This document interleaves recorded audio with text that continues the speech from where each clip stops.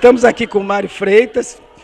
Ele veio de Portugal o ano passado, está assumindo uma cadeira no curso de Geografia da UDESC, Universidade do Estado de Santa Catarina, mas traz lá do outro lado do Atlântico, de Portugal, uma grande experiência para a educação ambiental brasileira.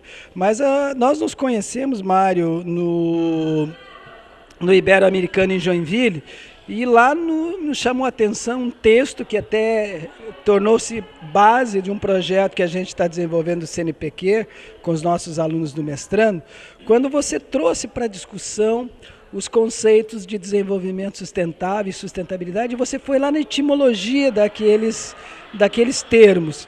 Então, eu gostaria, já se passaram alguns anos, o que é para você sustentabilidade hoje? Boa tarde.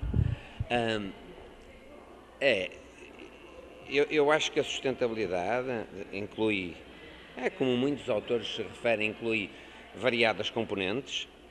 Eu sou dos que também considero que há componentes não incluídas naquelas três mais clássicas e depois que o saco se alarga para outras. Eu num modelo que tenho, que eu chamo de modelo em rede de sustentabilidade, incluo nomeadamente a dimensão ética. Mas não só, há outras, a espiritualidade, eu acho que é uma outra dimensão fundamental. Então, para mim, a sustentabilidade será a capacidade de o ser humano viver equilibrando um conjunto de componentes e de fatores, mas eu entendo de uma forma não redutora e, portanto, complexa. Ou seja, eu acho que sempre vai haver, provavelmente, contradições, sejam elas quais forem, entre uma espécie com tantas possibilidades construtivas e destrutivas sobre o meio ambiente e todas as outras e o meio não vivo. Então eu vejo a sustentabilidade dessa forma, como um sistemático processo de ação na procura de formas mais equilibradas de viver do ponto de vista da relação com o meio não vivo e outro meio vivo e as pessoas. E daí o eu pensar que muitas vezes, quer dizer, penso que a palavra sustentabilidade não está isenta de lutas, como não esteve a palavra ambiente, verde, desenvolvimento sustentável, etc. Então, essa sempre foi a minha base de argumentação. Eu acho que nós não podemos ostracizar palavras, porque qualquer palavra que seja lançada numa língua qualquer vai ser apossada por toda a gente, é um território de luta. Então dizer eu não uso esta porque esta é usada pelo capitalista ou pelo Banco Mundial e já uso esta, mas o capitalista vai usar esta também. Ele usa todas e nós usamos todas. Então daí o eu pensar e ter defendido na altura, antecipando e continuo a defender, que é preciso lutar pelo conceito de desenvolvimento. É preciso lutar por não dar o conceito de desenvolvimento à perspectiva de crescimento económico. Mas que desenvolvimento você está se referindo?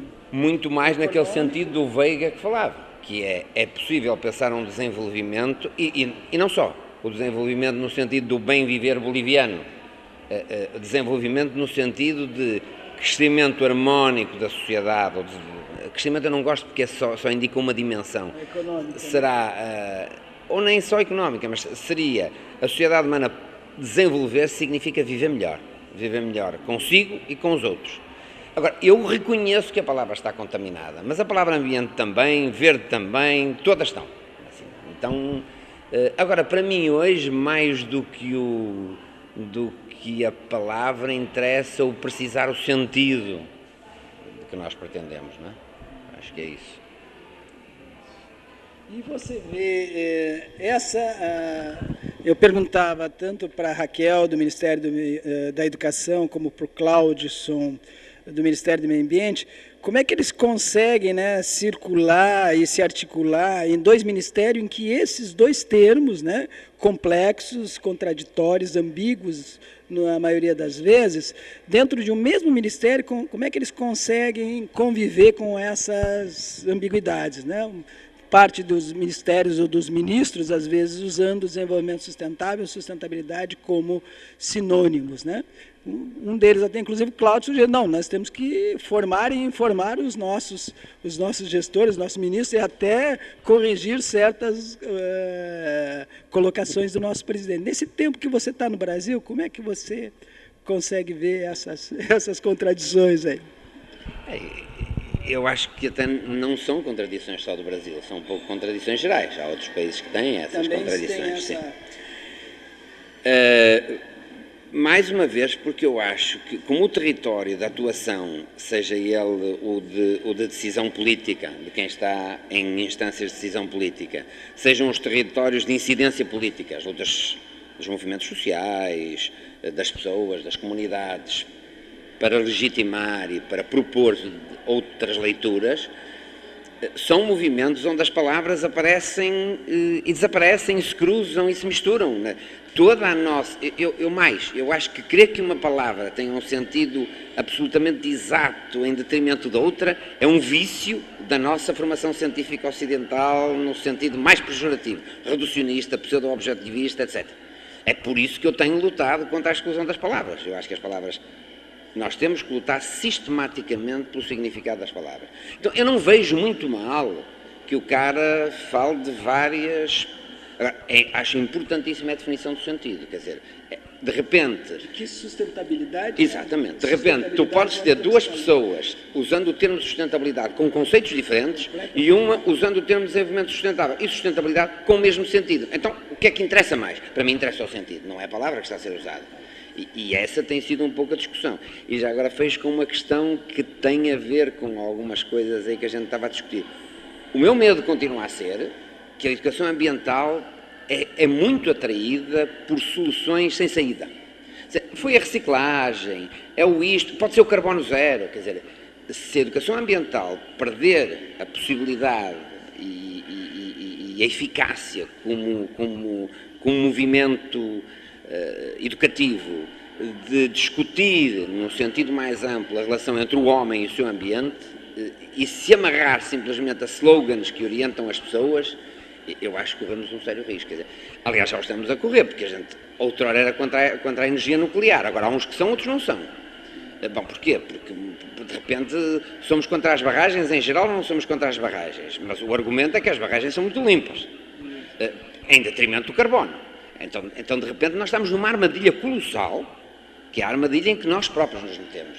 É a armadilha da redução, a armadilha de não querer fazer análises mais amplas. Então, eu sempre, daí, por exemplo, eu próprio, ter algumas dúvidas se a educação ambiental e mudanças climáticas, pelo menos assim, é uma boa, porque, por exemplo, os desastres ambientais são muito mais do que climáticos. Podem estar relacionados com alterações climáticas. Eu não tenho toda a certeza que as explicações científicas fornecidas sejam as mais exatas. Eu não tenho a certeza que não haja cientistas num determinado momento envolvidos em esquemas políticos que privilegiem certas leituras com base num conjunto de dados. Então, eu acho que a posição crítica da educação ambiental é absolutamente fundamental. E, portanto, a partir daí, digamos, o esclarecimento do que a cada momento se faz e se propõe, não é? Mário, muito obrigado. Obrigado também pela tua presença aqui no nosso colóquio, agora mais próximo de nós, né, em Florianópolis, e esperamos, né, contar com você também. Nós estamos no grupo de pesquisa já, a partir daquela tua provocação, nós aprofundamos aquela discussão, temos mais, né, com a Terezinha aqui presente, mais de 200 textos que a gente selecionou, buscando esses conceitos, essa ambiguidade, e vamos contar contigo também para a gente fazer uma análise deste material. Muito obrigado.